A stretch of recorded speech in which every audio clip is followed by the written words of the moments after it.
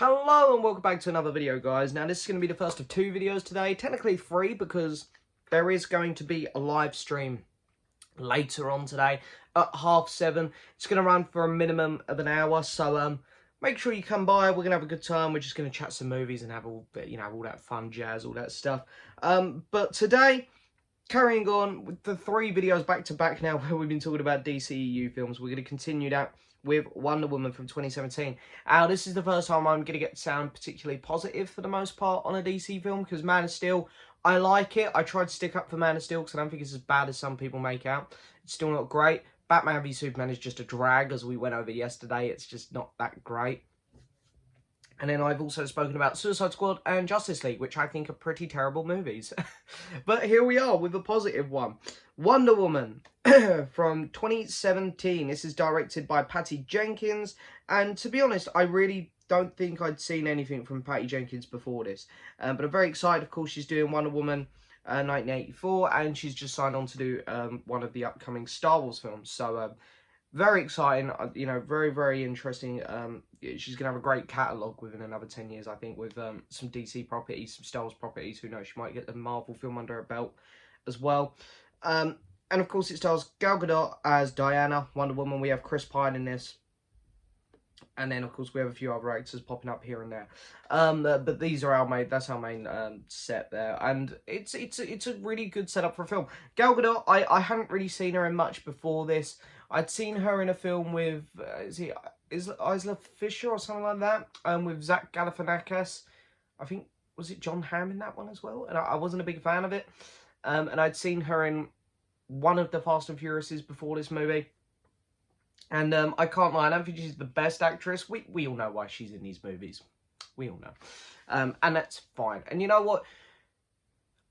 She's very much like similar to Captain America in this film, as in like a fish out of water. Like Captain America when he comes into modern day. He's asking all these stupid things and he's making like, oh, I get that reference, I get that. And it's very obvious things to people who, obvious to people who are around in those times. People were just normal people. And Diana comes out of a comfort zone into a world which she's very unfamiliar with. And to be honest, Gal Gadot actually plays that quite well. I think just because her acting capabilities, I don't think will let her go much further than that. But she plays it really well. Her character's actually quite sweet at times in terms of like, oh, you feel a bit like, oh, yeah, she's enjoying this. It's nice. It's kind of cute to watch. And the side characters are really good as well. I really enjoy Steve Trevor, Chris Pine's character.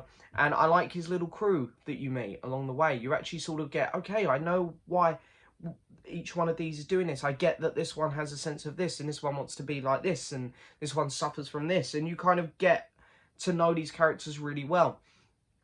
Another thing I think this film does really well is the villains up till the last act.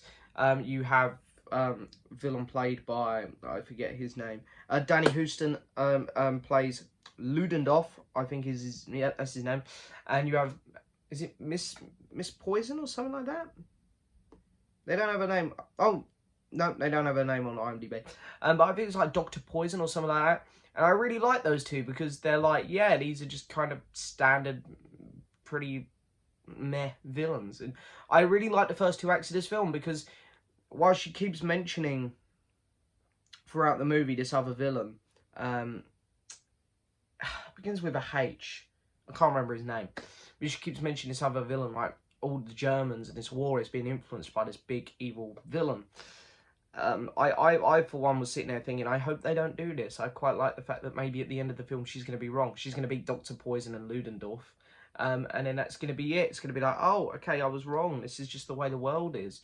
And that's why I really enjoy the first two acts. The first act is really good, seeing, where Diana comes from and stuff. Seeing her come into the real world, seeing her in London. The second act is really good. The action's amazing. The No Man's Land scene is fantastic. The film looks gorgeous as well, I want to say. And the cinematography is really nice as well. And it all flows really well. The scene when they're in the town and they have the little party and there's a dance is really nice. And then when the town gets gassed and while Diana's at this party trying to get to Ludendorff. Really, it's really entertaining. The script's a bit wobbly at times. It is that, it's not perfect. As I say, the acting isn't always great. But the first 2 acts are really enjoyable, and I think, honestly, it's a really, really solid movie. And then the final act completely falls apart, of course. David, I can't remember his, David Thewlis, I think is his surname. His character comes back, who was at the start of the film, and he is this big villain, which had been teased throughout the whole film. And yeah, I wasn't a big fan of that. And he looks really goofy when he got all his armor as well. It was CGI heavy and it didn't look great.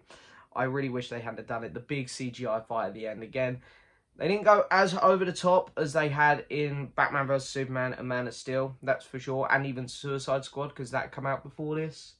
But it was still like, oh, this just doesn't feel like the rest of the movie. The last act feels like it was made by someone else. And the film kind of crumbles a bit. I like the way they killed off, we got to say killed off like this, because obviously he's in the second one. But I like the way they killed off Steve Trevor. I thought that was good. But yeah, as I say, there was just the last act just kind of fell apart for me, and it's a bit of a shame because the first 2 acts for this film were really good. Overall, I think this film it's a good watch. I really do enjoy it. The first 2 acts, they're very entertaining. It's the best thing the DCU had done up to this point. But the last act does bottle it a bit. While the film suffers from a bit of weak acting at time, and a bit of a weak script at times, it's really good looking. The pacing's great. I do enjoy the story. The characters are all really good.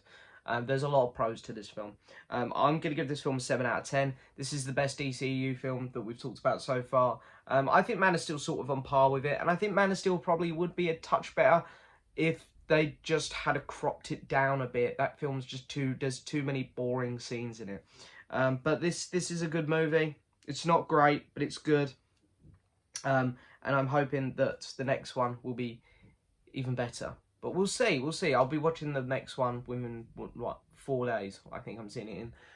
But other than that, next one up is Aquaman, Shazam, and then we got Birds of Prey. But so I'm going to get another video up today, so it's not just all DCU reviews on my channel at the minute. So I'll have another video up today, and then hopefully I'll see quite a few of you later for my live stream. But anyway, that is it for this video, guys. Don't forget to hit that subscribe button, like the video, leave a message, and I'll see you all next time for another video. Bye bye.